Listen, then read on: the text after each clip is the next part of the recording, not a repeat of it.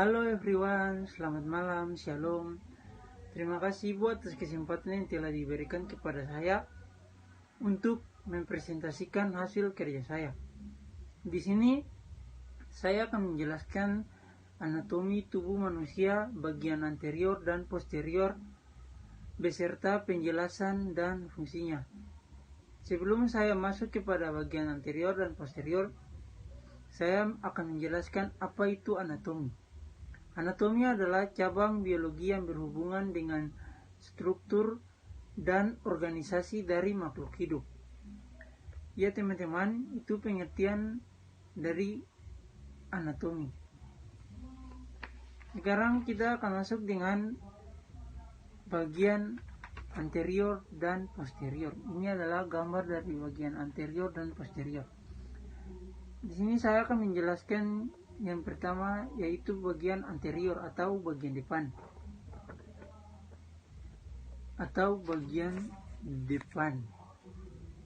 Yang pertama adalah nasal. Nasal berfungsi sebagai indera penciuman. Yang kedua adalah mental. Mental berfungsi untuk membantu kita mengatasi atau melawan tekanan saat melakukan gerakan mengunyah. Yang ketiga adalah mamari. Mamari atau puting susu yang berfungsi untuk memproduksi susu atau menghasilkan susu. Yang keempat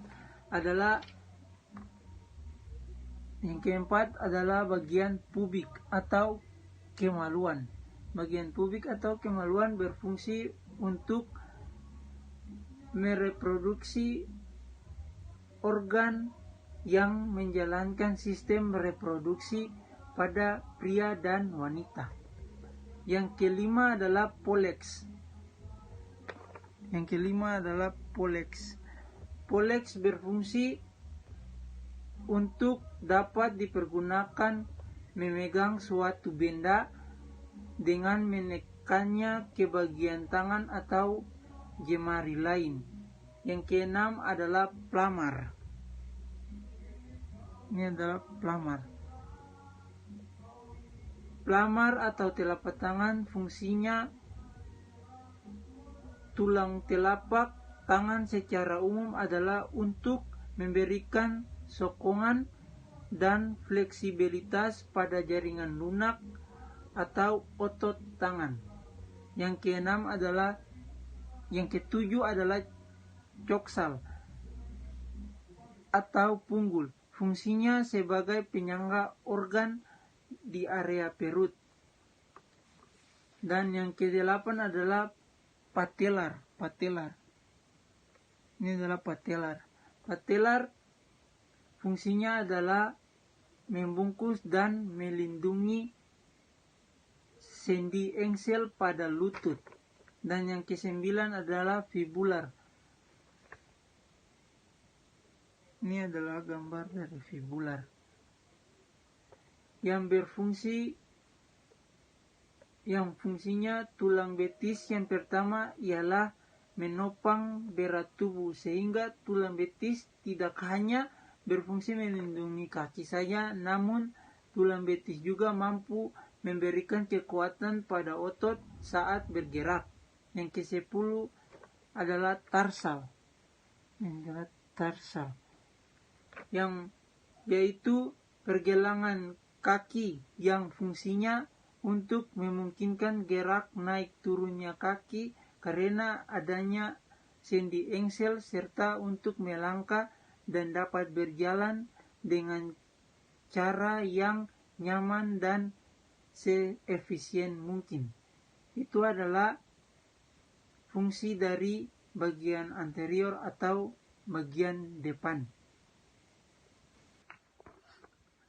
Ya, kita akan masuk pada bagian kedua, yaitu bagian posterior atau bagian belakang.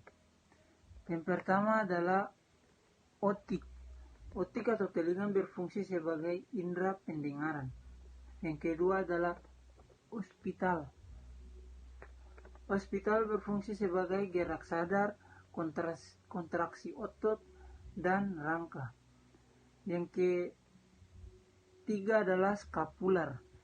Scapular atau tulang belikat. Fungsi tulang belikat tidak hanya sekedar untuk menyokong pergerakan bahu, tetapi juga membantu menyeimbangkan bahu ketika menggerakkan lengan ke atas dan ke bawah.